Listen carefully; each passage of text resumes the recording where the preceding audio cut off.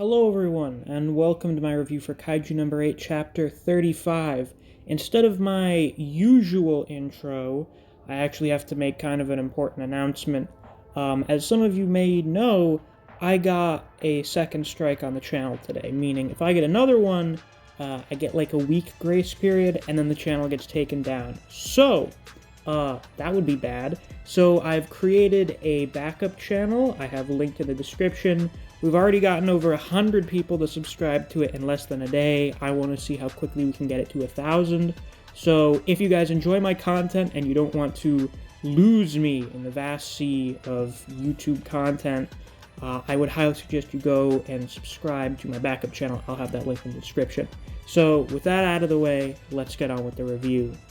We have another short, or I guess fast, but good chapter this week, which is pretty standard for Kaiju number 8 at this rate. Why did I rhyme there? Kind of the typical thing where you get some pretty cool shit, but it's over in about 2 minutes. If I could sum up this entire chapter in about one sentence, it would be, the general director shits all over Kafka. That's pretty much the chapter. I think Euler mentioned in the comments of the last review that at the end of that chapter it had described the general director as humanity's strongest soldier or something. I don't think that was in the Viz release, so maybe that was in the original Jump Plus Japanese release, because Viz usually doesn't include the, well, I call them the end of chapter things, but apparently they also are sometimes called preview comments, though they don't really always involve a preview. But yeah, so as we find out in this chapter, Isao Shinomiya was once known as the strongest soldier in the history of the Defense Force. Now, I think it's an interesting detail that in the past he was known as this, because this kind of suggests that now, in the present, he's not. So, it's fairly possible that there is someone else in the Defense Force right now who is stronger than Isao. Which is pretty crazy because the guy's really fucking monstrous. A lot of that has to do with his suit that he's wearing, and also the fact that he has weapons made of Kaiju number 2. We'll talk about that in a second. But yeah, this guy is really powerful. As of right now, this dude is probably top of the verse material. Current top of the verse material. He's probably the strongest character we've seen thus far. There will likely be Kaiju stronger than him. I imagine Kafka will get stronger than this guy at some point in the story. But as of right now, it seems like Isao is the biggest badass in the world. As I mentioned, Isao is using Kaiju number 2 as a weapon. They're like these power gloves that he's wearing. That's pretty interesting. I think it's been mentioned in the past that powerful Kaiju have gotten turned into weapons. I'm pretty sure the power suits they use are made out of Kaiju. Which is interesting because this gives us yet another Tokyo Ghoul reference, or a similarity with Tokyo Ghoul. I'm so glad that I read that just recently because now I can make these comparisons.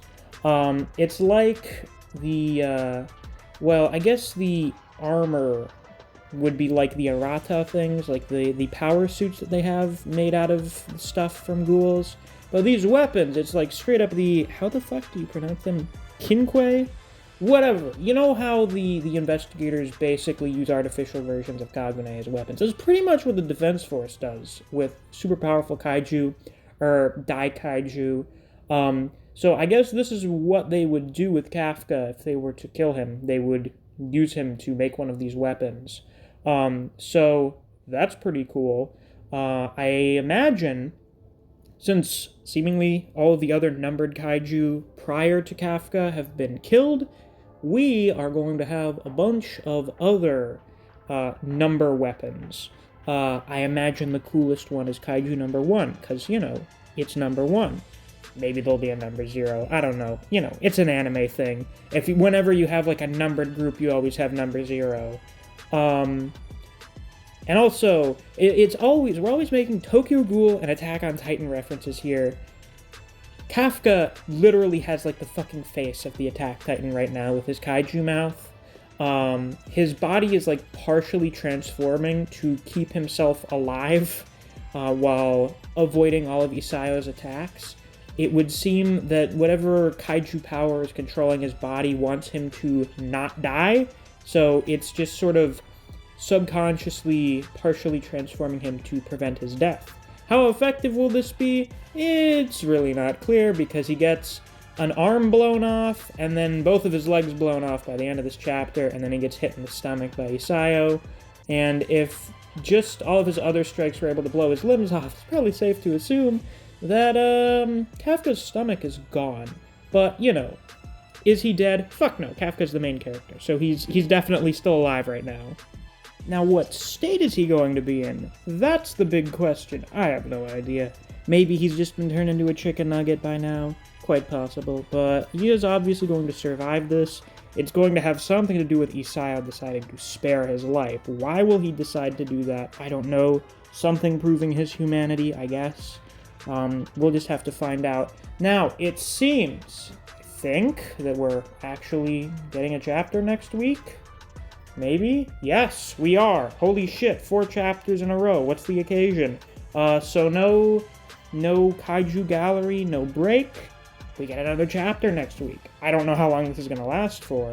Well, we'll just have to see.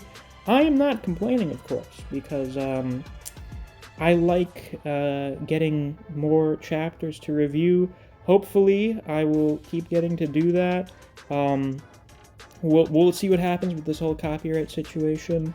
But yeah, with that, that's all I have to say for this week's review. So, if you enjoyed, please be sure to like, comment, subscribe, and click that notification bell so you don't miss any of my uploads. And of course, you should probably go and subscribe to my backup as well, just in case I get a 3rd copyright strike and this channel gets taken down, so we can pretty much keep going for where we left off. That is the ideal in this situation. If you enjoy other series such as Record of Ragnarok, Jujutsu Kaisen, Kengan Omega, and Black Clover, I do videos on those series as well, so if you're interested in those, you should definitely check out my channel. If you enjoy discussing Kaiju number 8 with other people, or you just enjoy the content I produce on this channel, I highly suggest you check out my Discord server. I have a link to that down in the description. It'll probably also be helpful for any other future updates on what's going on with the copyright stuff. Since it's the end of the video, it's time to give a shout out to my wonderful patrons, and the recipients of the shout out today will be K-God, Angel Does It, Chris Redfield, Scratch23, and Moonshadow 935. Thank you all very much for supporting me on Patreon. I greatly appreciate it.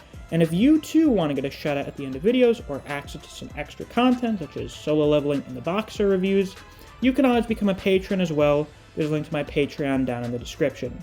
Thanks for watching. I'll see you guys around. Take care.